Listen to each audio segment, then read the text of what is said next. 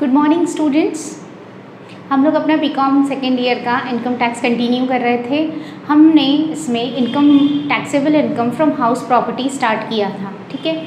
इसमें last lecture में हमने पढ़ा था कि किस किस तरीके से हम हाउस प्रॉपर्टी में क्या क्या चीज़ें इंक्लूड करते हैं, प्लस हाउस प्रॉपर्टी हेड में टैक्सेबल होने के लिए किन कंडीशंस का फुलफिल होना ज़रूरी है, ठीक है।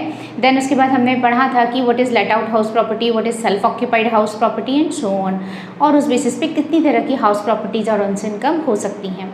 अब हम इस लेक्चर में कंटिन्यू करेंगे बच्चों कि किस तरह से हम लेट आउट हाउस प्रॉपर्टी की ग्रॉस एनुअल वैल्यू और एनुअल वैल्यू कैलकुलेट करते हैं, उस पर क्या क्या डिडक्शंस दिए जाते हैं, ठीक है। So let us continue.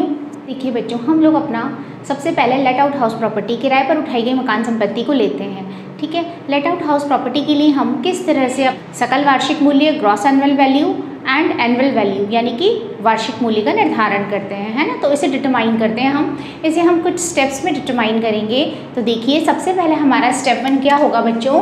Step 1 में हम एक्सपेक्टेड रेंट, अपेक्षित किराया निकालते हैं, ठीक है। इसके लिए पहले स्टेप में हम लेंगे ए स्टेप में फेयर रेंट और म्यूनिसिपल वैल्यूएशन,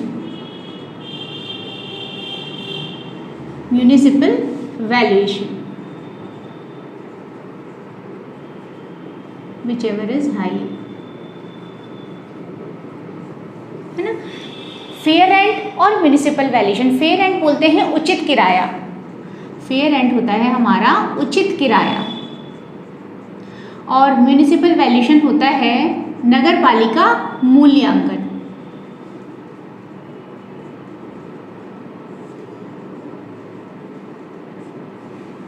दोनों में से जो भी ज़्यादा होगा उसे हम यहाँ पर लेंगे। अब आप ये क्वेश्चन करेंगे कि madam what is fair rent and what is municipal valuation. Fair rent से मतलब होता है यहाँ पर अगर उसी तरह की आप हाउस प्रॉपर्टी को, मकान संपत्ति को रेंट पर देते हैं तो उससे आपको कितना रेंट मिलता है, ठीक है। नॉर्मल कंडीशंस में उस तरह की हाउस प्रॉपर्टी आपको कितना रेंट अर्न करके देती है, दैट इज़ फेयर रेंट, यानी उसका उचित किराया कितना होना चाहिए।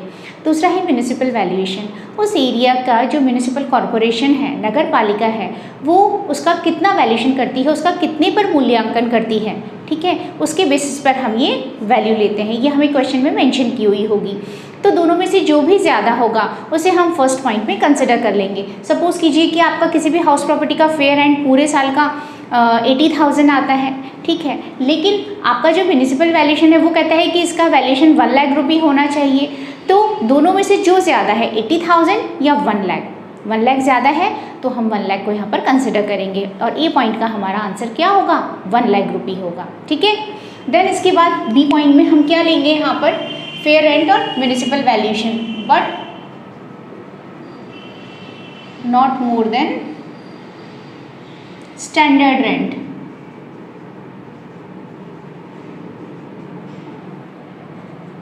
As per rent control act. Rent control act यानी कि जिसे हम बोलते हैं किराया नियंत्रण कानून। तो जो रेंट कंट्रोल एक्ट है उसके अकॉर्डिंग हमारा स्टैंडर्ड रेंट कितना होना चाहिए, मानक किराया कितना होना चाहिए, ठीक है।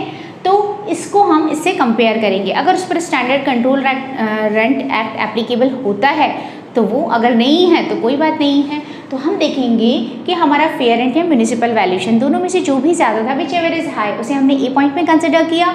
देन हम देखेंगे कि किसी भी कंडीशन में स्टैंडर्ड रेंट से ज़्यादा नहीं होना चाहिए। तो सेकंड पॉइंट में आप सिंपल वे में लिख दीजिए स्टैंडर्ड रेंट, है ना। इसे मैं हटा देती हूँ, सीधा सीधा आप लिख दीजिए standard rent as per rent control act, और फिर दोनों में से जो भी कम होगा वो हमारा एक्सपेक्टेड रेंट होगा। क्लियर। तो सी पॉइंट में हम क्या रहेंगे, उसे एक्सपेक्टेड रेंट, अपेक्षित किराया बोला जाता है बच्चों से, अपेक्षित किराया।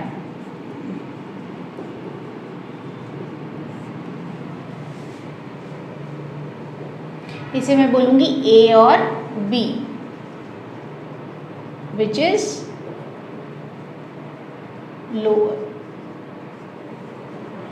लो और लेस, विच इज लेस। दोनों में से जो भी कम होगा वही हमारा क्या होगा, एक्सपेक्टेड रेंट होगा। तो हमें सबसे पहला काम स्टेप 1 में क्या करना है, एक्सपेक्टेड रेंट यानी कि अपेक्षित किराया निकालना है। ठीक है, तो बच्चों इस तरह अपेक्षित किराया एक्सपेक्टेड रेंट निकाला जाएगा, है ना। फेयर रेंट या म्यूनिसिपल वैल्यूएशन में से जो भी ज़्यादा है उसमें आप स्टैंडर्ड रेंट से कंपेयर करेंगे, दोनों में से जो भी कम है that would be expected rent. ये स्टेप 1 हमारा होता है। अब स्टेप 2 में हम लेंगे रेंट रिसीव्ड और receivable through out the year, यानी कि पूरे साल में आप कितना किराया अर्न कर रहे हैं। अगर सपोज़ कीजिए महीने में आपको साल में आपको 8 महीने या 10 महीने भी मिला है किराया, तो भी आप पूरे 12 महीने का रेंट लेंगे। ठीक है, तो स्टेप 2 हम यहाँ पर लेते हैं। स्टेप 2 इसमें हम लेंगे रेंट रिसीव्ड और रिसीवेबल, ध्यान दीजिएगा, है ना, रेंट रिसीव्ड और रिसीवेबल फॉर 12 मंथ्स, क्योंकि इसमें थोड़ा कन्फ्यूजन हो जाता है बच्चों को, तो आपको ध्यान रखना है ये रेंट आपका पूरा 12 मंथ्स को इंडिकेट करता है। तो रेंट रिसीव्ड और रिसीवेबल, लेकिन हम इसमें से क्या माइनस कर दें। अगर आपका कोई भी अनरियलाइज रेंट है प्रीवियस ईयर का, अनरियलाइज रेंट मतलब न वसूल हुआ किराया, कोई भी ऐसा रेंट आपका है जो कि लैंडलॉर्ड मतलब आप असेसी या ओनर, आप ओनर हैं मकान के, आप एसएससी हैं, जो टैक्स दे रहे हैं वो असेसी हैं आप, तो अगर आप अपने किराएदार से कोई भी किराया वसूल नहीं कर पाते हैं और इसके लिए आपने जितनी भी ज़रूरी कानूनी कार्यवाही थी यानी कि लीगल एक्शन था वो आप सब कुछ ले चुके हैं, या आप टैक्स अथॉरिटीज़ को ये विश्वास दिला देते हैं कि अब इसके खिलाफ कोई भी लीगल एक्शन लेने पर भी ये पैसा वसूल नहीं हो पाएगा, ठीक है, इस तरह की कोई भी सिचुएशन है, तो फिर हम उसे इसमें से लेस कर देते हैं, उसे हम अनरियलाइज्ड रेंट कहते हैं, न वसूल हुआ किराया। यहाँ जो बात ध्यान देने वाली है बच्चों कि ये अनरियलाइज्ड रेंट सिर्फ और सिर्फ प्रीवियस ईयर का होना चाहिए।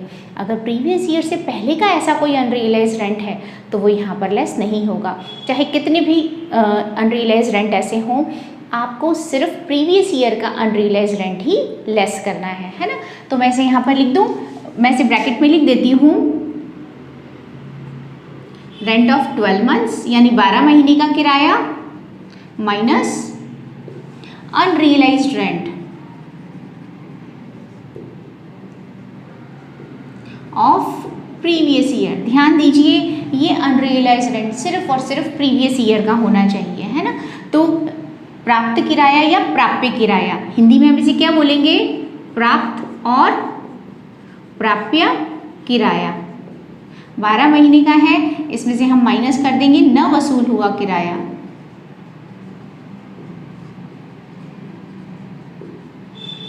Unrealised rent. ठीक है, हिंदी में हम इसे बोलेंगे प्राप्त या प्राप्य किराया माइनस न वसूल हुआ किराया, और फिर इस तरह से जो भी आता है वो हमारी इसकी वैल्यू होती है। रेंट रिसीव्ड और receivable for 12 months excluding unrealised rent of previous year, इसमें से अनरियलाइज्ड रेंट हम एक्सक्लूड कर देंगे। अब हम स्टेप 3 में क्या लेंगे बच्चों, हम स्टेप 3 में देखेंगे कि एक्सपेक्टेड रेंट या रेंट रिसीव्ड और रिसीवेबल, है ना। स्टेप 3 में अब हम क्या लेंगे बच्चों, स्टेप 1 या स्टेप 2, दोनों में से जो भी ज़्यादा है। ठीक है, तो मैं यहाँ पर लिख दूँ स्टेप 1 और 2 विच इज़ हाई, दोनों में से जो भी ज़्यादा है, या तो हमारा एक्सपेक्टेड रेंट ज़्यादा है या फिर हमारा रेंट रिसीव्ड और रिसीवेबल एक्सक्लूडिंग अनरियलाइज्ड रेंट, न वसूल हुआ किराया हटाकर, जो भी आएगा वो हमारा स्टेप 3 का आंसर होगा। ठीक है, अब इसमें एक चीज़ और हो सकती है, अगर आपका घर पूरे साल किराए पर नहीं उठाया गया हो, सपोज़ कीजिए 12 में से केवल 8 महीने ही किराए पर चढ़ा हो, 4 महीने खाली रहा, तो उसे भी हम यहाँ से माइनस कर देंगे रेंट ऑफ वैकेंसी पीरियड, उसे हम बोलेंगे रेंट ऑफ वैकेंसी पीरियड यानी कि खाली अवधि का किराया। तो स्टेप 3 में जो भी आया उसमें से आप rent of vacancy period minus कर दीजिए। तो स्टेप 4 इसको मैं यहाँ पर लिख रही हूँ, rent of vacancy period, Hindi में से बोलेंगे खाली अवधि का किराया।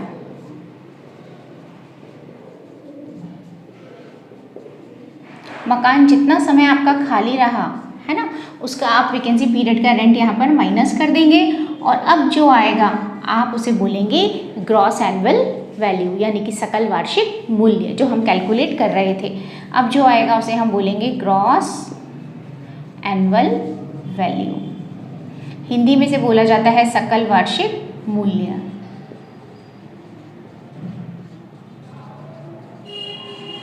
आई होप आपको समझ आया हमने क्या किया। हमने फेयर एंड म्युनिसिपल वैल्यूएशन लिया, दोनों में से जो भी ज़्यादा था हमने उसे स्टेप 1 में कंसिडर किया, स्टेप 1 की ए पार्ट में। फिर हमने देखा कि किसी भी कंडीशन में मानक किराए से ज़्यादा नहीं होना चाहिए स्टैंडर्ड रेंट से ज़्यादा, तो हमने देखा स्टैंडर्ड रेंट या ए बी में से दोनों में से जो कम था उसी को हमने एक्सपेक्टेड रेंट मान लिया। देन उसके बाद स्टेप 2 में हमने कहा रेंट रिसीव्ड और रिसीवेबल, प्राप्त या प्राप्य किराया, है ना।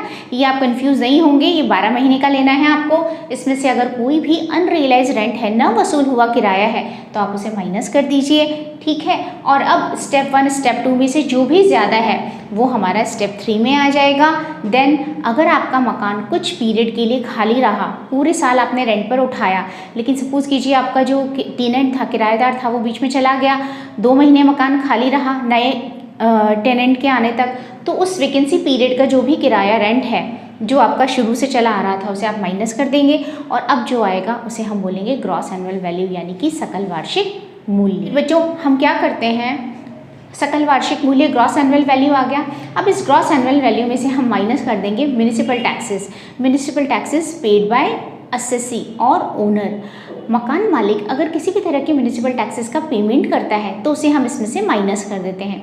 म्युनिसिपल टैक्सेस क्या होते हैं, जब म्युनिसिपल वैल्यूएशन है तो म्युनिसिपल टैक्सेस भी होंगे, ऑब्वियस सी बात है ना। नगर पालिका आपकी हाउस प्रॉपर्टी पर जो भी नगर पालिका कर लगाती है, म्युनिसिपल टैक्सेस लगाती है, उसकी हम यहाँ पर बात कर रहे हैं। ये टैक्सेस हमेशा म्युनिसिपल वैल्यूएशन, नगर पालिका मूल्यांकन पर ही कैलकुलेट किए जाते हैं, ठीक है। अगर ऐसे कोई भी म्युनिसिपल टैक्सेस आपने पे किए हैं, अब बच्चों मैंने आपसे अनरियलाइज रेंट के बारे में कहा था कि ये सिर्फ और सिर्फ प्रीवियस ईयर, गत वर्ष का होगा, तो यहाँ पे माइनस होगा। लेकिन म्युनिसिपल टैक्सेस के बारे में मैं आपसे कह रही हूँ कि ये कभी के भी हों, चाहे प्रीवियस ईयर के हैं, चाहे वे बिफोर प्रीवियस ईयर के हैं, या बिफोर 2 ईयर्स और previous 3 years, previous 4 years, doesn't matter, चाहे 10 साल पुराने हैं। अगर आपने इस गत वर्ष में, इस प्रीवियस ईयर में किसी भी तरह की म्युनिसिपल टैक्सेस का पेमेंट किया है, ठीक है, तो हम उसे यहाँ से लेस कर देंगे। तो 2 बातें हैं इसमें। एक तो सबसे पहले इन म्युनिसिपल टैक्सेस का पेमेंट ओनर यानी हमारा असेसी, करदाता करे, किराएदार नहीं। अगर किराएदार करेगा तो उसकी कोई छूट नहीं मिलेगी, no deduction regarding that. Second thing ये है कि ये जो म्युनिसिपल टैक्सेस हैं इनका पेमेंट होना चाहिए, ड्यू के बेसिस पर इनकी डिडक्शन नहीं दी जाएगी, कोई कटौती नहीं दी जाएगी। अगर आपने एक्चुअल में पे किया है तो आपको इसकी छूट दी जाएगी, यानी आप इसे इसमें से माइनस कर सकते हैं। और इसमें तीसरी चीज़ और देख लीजिए कि ये टाइम बाउंड नहीं है, चाहे ये किसी भी पीरियड का हो, इट डजेंट मैटर, आप सिर्फ पेमेंट के बेसिस पर इसे लेस कर देंगे। क्लियर। तो म्युनिसिपल टैक्सेस का बहुत ध्यान रखना है क्योंकि बहुत मिस्टेक्स बच्चे इसमें करते हैं। तो ग्रॉस एनुअल वैल्यू है, इसमें से हम लेस कर दें म्युनिसिपल टैक्सेस।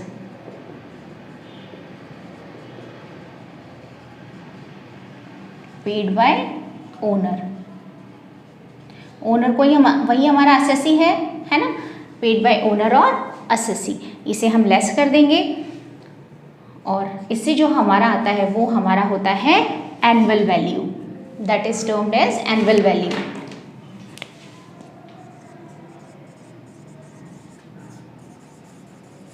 हिंदी में से हम बोलते हैं वार्षिक मूल्य।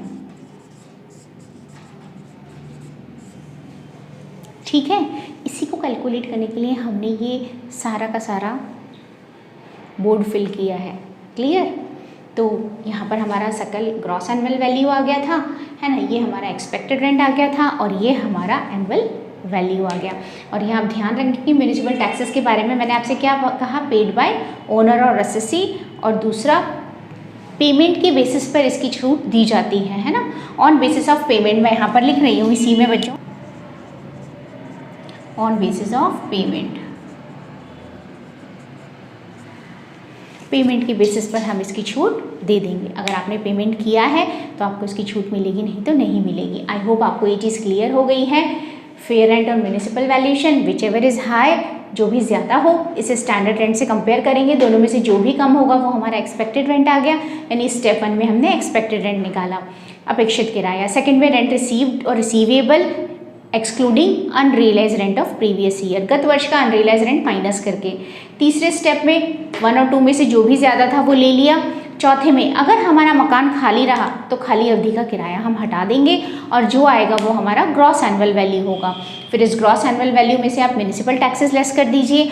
अगर किराएदार ने कोई भी म्युनिसिपल टैक्सेस पे किए हैं तो कोई छूट नहीं दी जाएगी, लेकिन अगर ओनर ने किए हैं तो फिर इसकी छूट दी जाएगी, है ना। इसके अलावा अगर ओनर ने किसी भी तरह के कोई भी खर्चे किए हैं तो उससे यहाँ कोई मतलब नहीं है, केवल इसी को लेस करेंगे, ये हमारा एनुअल वैल्यू वार्षिक मूल्य आएगा। इसमें एक बात और है बच्चों, मैंने आपसे लास्ट लेक्चर में डिस्कस किया था कि जो लेट आउट हाउस प्रॉपर्टी है, किराए से उठाई गई मकान संपत्ति है, उसमें दो कंडीशंस हो सकती हैं।